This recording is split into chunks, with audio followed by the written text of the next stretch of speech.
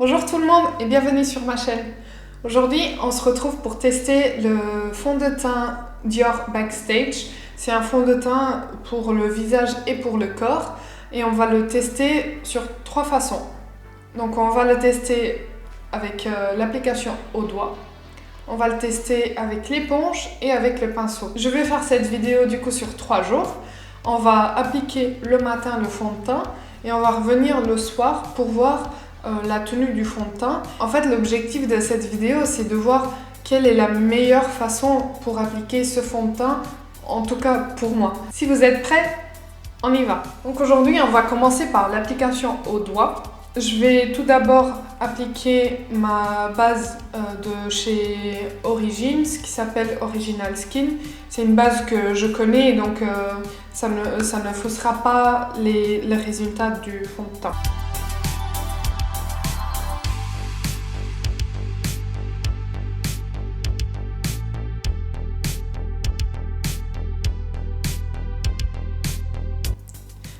On va peut-être vous rapprocher.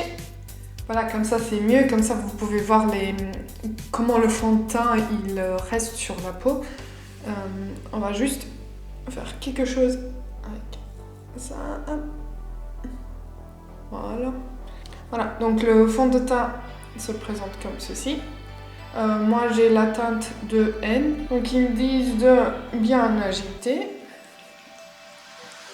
Et comme je vous avais dit lors de ma vidéo où je présente ce produit pour la première fois, c'est un fond de teint avec une couvrance sur mesure. Donc si on applique juste une couche, on va avoir un effet seconde peau et une couvrance très très légère. On peut appliquer une deuxième couche pour avoir une couvrance moyenne et on peut également appliquer une troisième couche pour avoir une couvrance complète. Full Perfection Coverage, ils disent, si on applique 3 couches.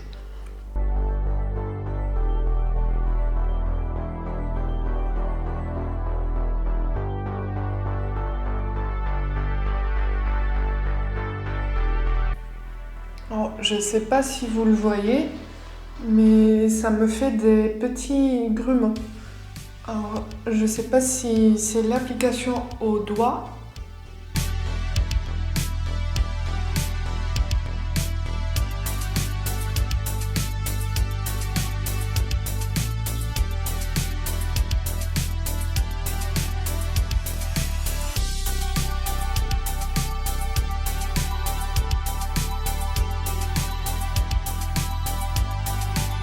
Alors, à l'application au doigt, c'est pas très agréable.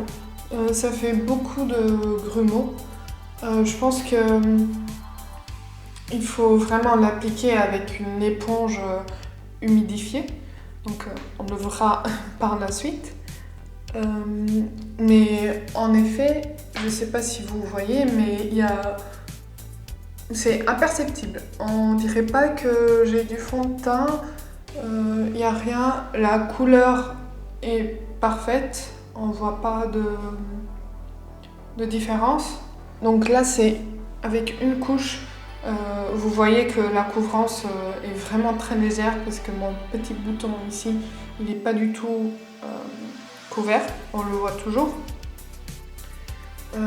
Donc moi ce que je propose c'est de laisser sécher un petit peu et qu'on applique une deuxième couche et on fera ça par la suite.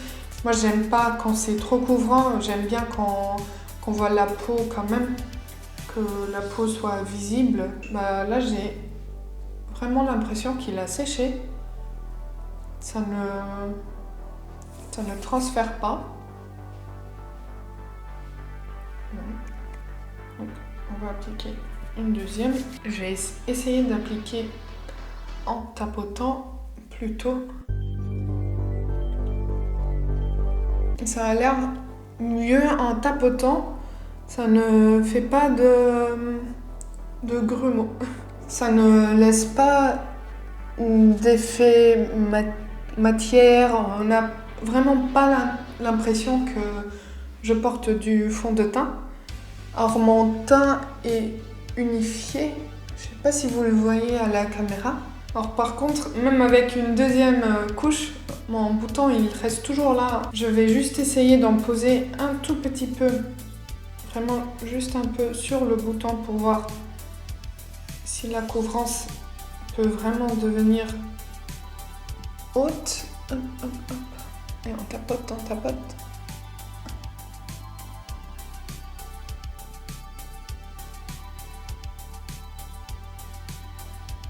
Ouais, quoique, ouais, bah là, il est beaucoup plus en transparence. Mon bouton, il est quasiment disparu. Donc c'est bien, si on applique 3 couches, on peut quand même avoir une très belle couvrance. Alors quelque chose que j'apprécie pour l'instant, c'est que d'habitude avec beaucoup de fond de teint, j'ai un effet de matière ici et ici. Alors que là, je n'ai rien du tout, mais absolument rien. Vous voyez ? Et il a complètement séché. Avec l'application au doigt, j'ai quasiment l'impression que c'est comme quand je pose une crème hydratante, ça va pénétrer dans la peau et on sent plus rien du tout. Bon, je vais passer ma journée, je reviendrai dans quelques heures, pour vous ce sera dans quelques instants, et on verra ensemble la tenue du fond de teint. Donc voilà, ça fait à peu près 10 heures que je porte le fond de teint. Comme vous verrez, je pense que ça s'est plutôt bien passé. J'ai quelques points de lumière. J'ai la peau mixte, donc c'est normal d'avoir un petit peu de sébum qui vient apparaître sur les ailes du nez, ici, donc plutôt sur la zone T. J'ai oublié ce matin de vous dire que je ne vais pas utiliser de spray fixateur pour cette vidéo parce que je veux vraiment donner la chance au fond de teint de travailler tout seul et qu'on puisse analyser les résultats du fond de teint sans avoir un impact d'un autre produit. Donc là, vous voyez, il n'y a vraiment rien de négatif à dire. Il n'a pas filé dans les petites rides, ridules. Il est toujours là. Il n'y a pas d'effet de matière là ou même autour du nez. Il n'y a rien du tout. Il est vraiment imperceptible et j'ai l'impression qu'il est même plus beau que lors de l'application. Donc, pour l'instant, pour un premier jour, pour une application au doigt, je suis assez contente. On verra la suite. Donc, avec le pinceau, on se retrouve aujourd'hui avec le pinceau. J'ai déjà appliqué ma base Original Skin de chez Origins. Je vais en appliquer sur le dos de ma main. C'est plus facile pour travailler au pinceau. Et avec le pinceau, c'est un pinceau Emax. Vous pouvez trouver chez Amazon, je vous mettrai le lien en barre d'infos.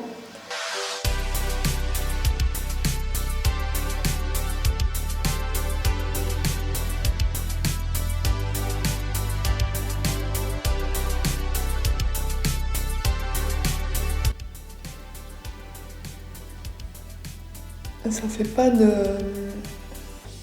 fait pas genre de ligne, ça ne marque pas, le pinceau ne marque pas du tout.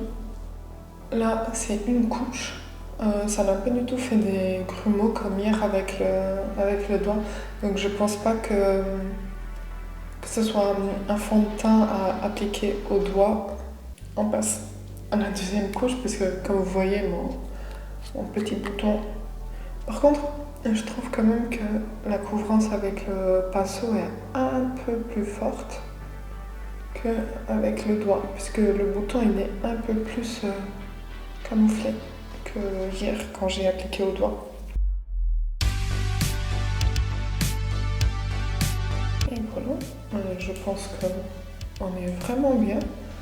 Avec 2 couches, j'ai réussi à camoufler le petit bouton là. Donc c'est, comme je disais, que j'avais l'impression Comme je le disais, j'avais l'impression que la couvrance au pinceau était plus forte. Je pense qu'on le voit là. J'ai appliqué 2 couches avec le pinceau, alors que hier avec le doigt, j'étais venue tapoter une 3e fois. Encore une fois, je vais passer ma journée et je reviens ce soir pour faire un point sur la tenue avec le pinceau. Me revoilà pour le point sur l'application du fond de teint avec le pinceau. Donc j'ai passé la journée, ça fait à peu près 10 heures que je porte le fond de teint. Comme vous voyez, il est en place, il n'y a rien qui a bougé. Si je veux être un peu chiante, il y a juste ici, ça me gêne un peu, mais parce que ça a filé, mais c'est normal parce que j'ai pas appliqué de poudre ou de spray fixateur. Donc c'est normal qu'avec les mouvements de la bouche pendant la journée, ça file ici dans les plis du sourire. Donc ça me choque pas. Le fond de teint, il tient. Il ne bouge pas, il ne transfère pas. J'avais un peu peur car j'ai passé quasiment toute la journée comme ça ou comme ça. Et j'avais peur que ça se décroche. Mais vous voyez, il y a même pas marque de doigt, rien du tout. Demain, j'essayerai la dernière étape de ce test, donc l'application à l'éponge pour voir laquelle des 3 applications que j'aurais faites me plaît le plus. Nous voici le dernier jour pour l'application à l'éponge. J'ai déjà mouillé mon éponge, donc je vous conseille à chaque fois que vous appliquez des produits à l'éponge de bien la mouiller et bien l'essorer avant l'utilisation pour que ce soit plus facile à l'application. Donc, j'ai déjà appliqué la base Origins comme les autres 2 jours.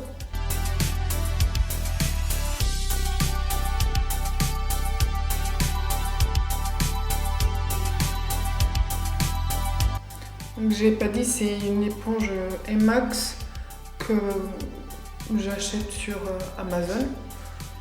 Je vous mettrai le lien en barre d'infos si jamais ça vous intéresse. Ce sont des éponges bien souples, pas trop souples, pas trop dures, c'est juste le juste milieu.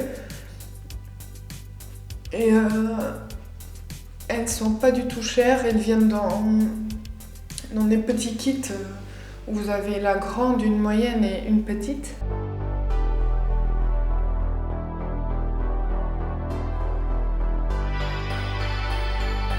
Alors l'application à l'éponge est très facile. C'est l'application la plus facile des 3, j'ai envie de dire. Après la couvrance est très légère, mais ça il faut toujours s'attendre car les éponges elles vont toujours boire un peu de produit. Donc c'est normal que la couvrance soit plus faible. Pour éviter les démarcations du fond de teint entre le fond de teint et par exemple le cou, les oreilles, moi je viens toujours tapoter vraiment à la fin, comme ça sur les oreilles. Et en appliquant le fond de teint, je le fais descendre aussi dans le cou. C'est très important, sinon vous allez avoir vraiment les traits moches. Et bah, c'est moche. Voilà, donc une première couche.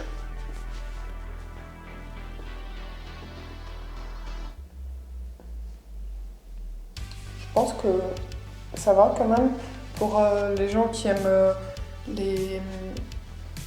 les couvrances très légères, les effets make-up, non make-up. Je trouve que c'est sympa. On va, comme pour les autres jours, appliquer une 2e couche.